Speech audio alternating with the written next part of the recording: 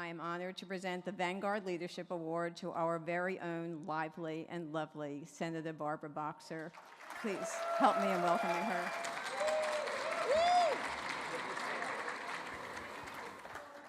Oh, I love you, and it's very emotional tonight. Barbara Keller, my friend, I keep introducing you when you get honored, and you introduce me when I get honored, and we just have to keep on doing this until we're really a lot older. So thrilled to be here with my husband of, is it 55 years, Stuart Boxer? Yeah. And when they started arguing about the right to marry regardless of your gender and who you picked and so on, I said, why should men and women be the only one who suffer when they get married? Let's share it. I never understood that. Look, I'm the only one standing between you and dessert. And dancing, that's a bad thing for a politician. But can you stick with me for about 12 minutes? Okay, all right. And that's without the applause, so it could turn into 15, but. You know, as I wind down these last days in the Senate, I look out at you all, and you represent a group in California that has been with me from the very start. When people said, Barbara who? She's too short, she's too emotional, she's too liberal, she'll never make it, and you stood with me. You stood with me, and even when I stood almost alone on many votes, you stood with me. When I voted no on the Iraq War, and people said, why are you doing that? And when I stood against DOMA and Don't Ask, Don't Tell, and I don't know if you even know what Glass-Steagall is, but that was a, those of you in the financial world know, it was what would have prevented the economic crisis, and they tore down the wall between banks and investment banks, and I stood with, I think, 11 people on that one, too. It's just a sample, but you've partnered with me on so many issues, and it's worth looking together at what we've done. Barbara mentioned some of it. We repealed Don't Ask, Don't Tell, finally. The courts made the Defense of Marriage Act obsolete, sent it to the dustbin of history, and marriage equality is the law of the land. And I just, though, as I thought about this talk with you tonight, I thought, we have come so far. Since you got me to the Senate in 1992 is when we got elected. Diane and I, who sent the first 2 women ever from one state to the United States Senate. And people would say, you know, prejudice is so interesting, and we all know it. We all know what it is. And when the 2 of us were running, and they'd say, they'd come up to me and say, well, we really like you, Barbara, but we know Diane better. She'd been the mayor. She ran for governor. We just can't vote for 2 women. And finally, I would just say, well, you voted for 2 men forever. You never, said there was anything wrong with that. So you got to take the prejudice and spin it back. And then they'd say, yes, but you're both from the Bay Area. And yeah, but we are going to represent the whole state. And then they say, oh, yeah, but then they come up with a zinger. You're both Jewish. And that was really too much. I said, did you ever say anything when 2 Protestant men went to the Senate? Never. And so I would say, well, if you ever needed a dose of chicken soup, it's now, because we were going. So I said, send us both. It'll be good for the country. So prejudice is something that a lot of us have felt, and it's not pretty, and you do have to be able to, sock it right back. That's why I wrote the book, The Art of Tough, because you've got to be tough, and you know what that means. Doesn't mean being a bully, Donald Trump. Did I mention his name? But I want to tell you something that's really interesting. The other day, someone wrote this beautiful op-ed piece in the LGBT Weekly thanking me for a controversial vote that I cast in 1994. So I had gotten into the Senate January 1993. And this op-ed and this issue reminds us of some of the dark days that we've all gone through. But I don't think, I had forgotten this. And I don't think you really maybe even noticed it, because there were bigger issues, but I want to tell you what it was. Remember Jesse Helms? The notoriously anti-gay, fear-mongering Republican senator from North Carolina.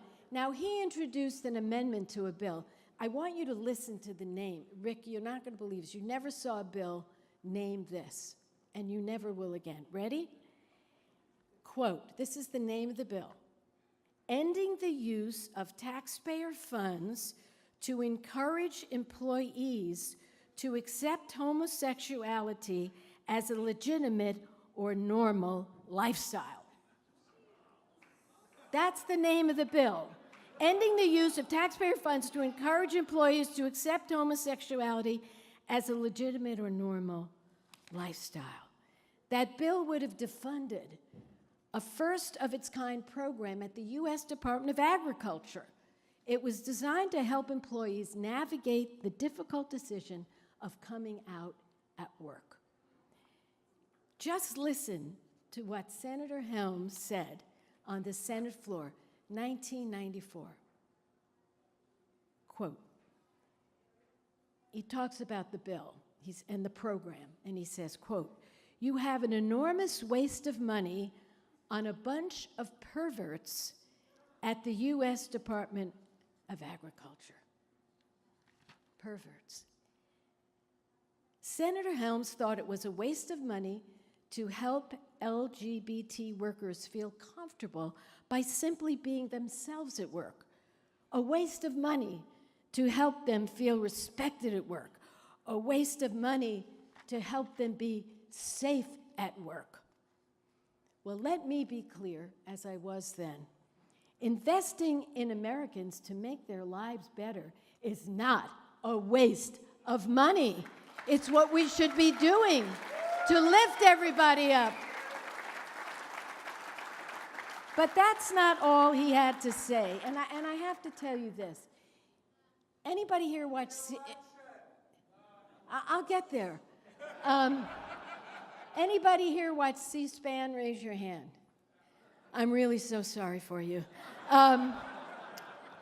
If you watch C-SPAN, then you know when there's a vote, there's two ways to do it. You can do it by voice vote, where the president of the Senate says, all those in favor say aye, opposed say no, the ayes have it, the amendment is agreed to.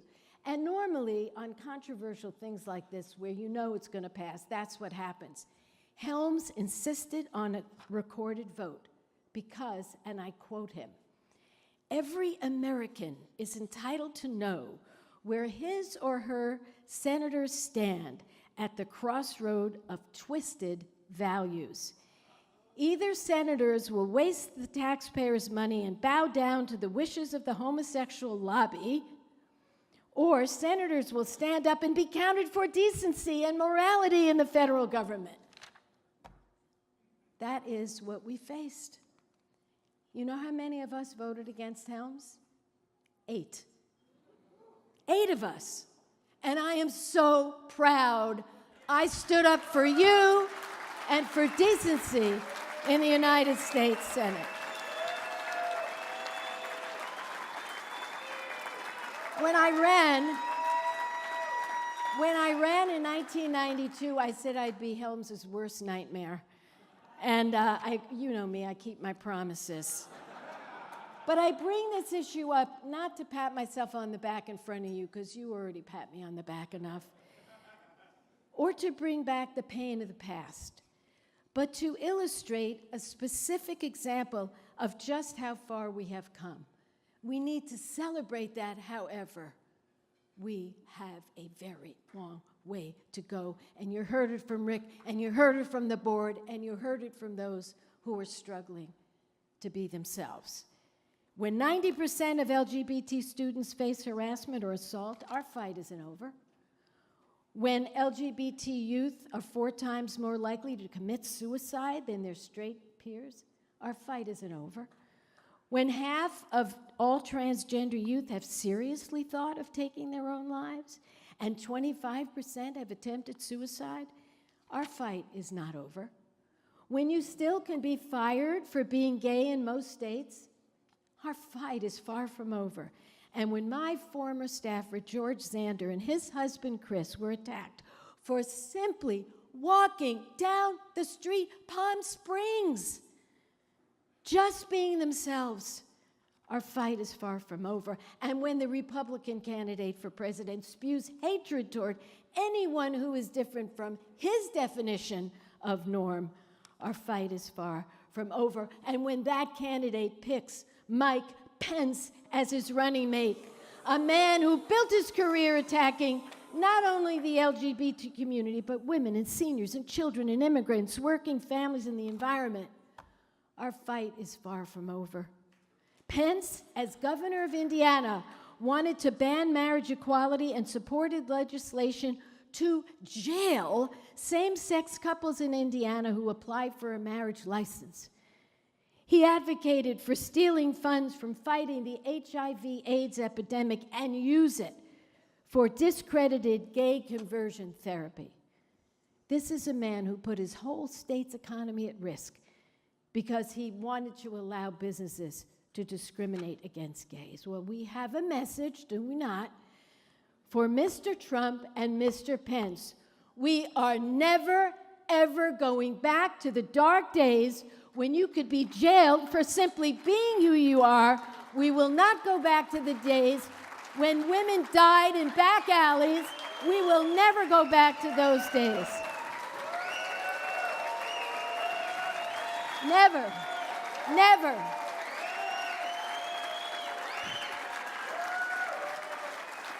From the presidential election to the races for the House and the Senate and the state and county and city, true equality is on the ballot, and that's why I love this organization so much. The great news is Equality California. You heard the briefing from Rick. You heard the amazing accomplishments that they achieved this year. And what I love about you is you're tough. You're tough. I love tough. I wrote that book, The Art of Tough. And I'll tell you what tough is as an organization like yours. And Rick, you exemplify this trait. If people say they're with you, you expect them to be with you. Not to say, oh, I think you're great, you're wonderful, but I just can't vote on this. I just can't vote on that. You know what? That doesn't work. You're in for equality or you're out. You're in or you're out. There is no gray area here. Now, in November, and the words you were waiting for in closing. In November, every single thing is on the ballot. We're going to send a message to the world. Are we a people who respect each other or disrespect and hate each other for our differences? Are we a people who lift each other up or tear each other down? Are we a people who celebrate our diversity, celebrate it, or a people who make fun of differences? The very heart and the very soul of our nation, that's what's on the ballot. And I will never mince words with you. If things go the wrong way, the LGBT community and so many other communities will face a dark and bleak future. But if it goes the right way, and with everyone in this room pulling in the same direction, and don't vote for third-party candidates, please, don't waste your vote.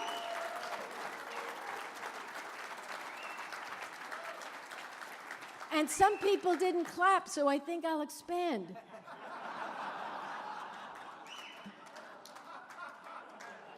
No candidate is perfect. Let's be clear. The only perfect candidate for president for you is you. I'm not perfect. Nobody's perfect. But you have to understand when you throw away your vote like that, you're playing with fire. And if you don't believe me, I'll say 2 words. Ralph Nader. And I love Ralph Nader, but that was a disaster. Just ask anyone who lost a son or daughter in Iraq. Just ask them. But if this election goes the right way, America will send quite a message. We have such an opportunity. A message of love, a message of tolerance, a message of acceptance. One of my heroes, Dr. Martin Luther King Jr., once said, yes, listen to these words. Listen to where they come from. Human progress is neither automatic or inevitable. Every step toward the goal of justice requires sacrifice, suffering, struggle, the tireless exertions and passionate concern of dedicated individuals. Now, I know this room is filled with passionate and dedicated individuals. And even though I'm not running for re-election this year, vote for Kamala,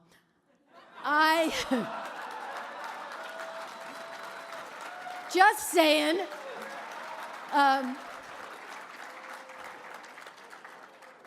even though I'm not running, God, it feels odd. I've been in office for 40 years, starting county supervisor.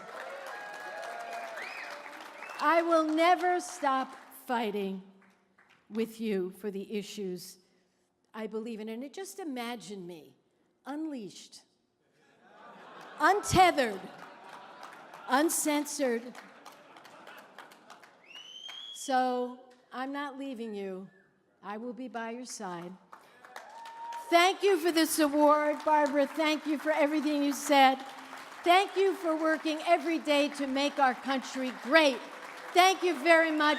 I love you from the bottom of my heart. Thank you.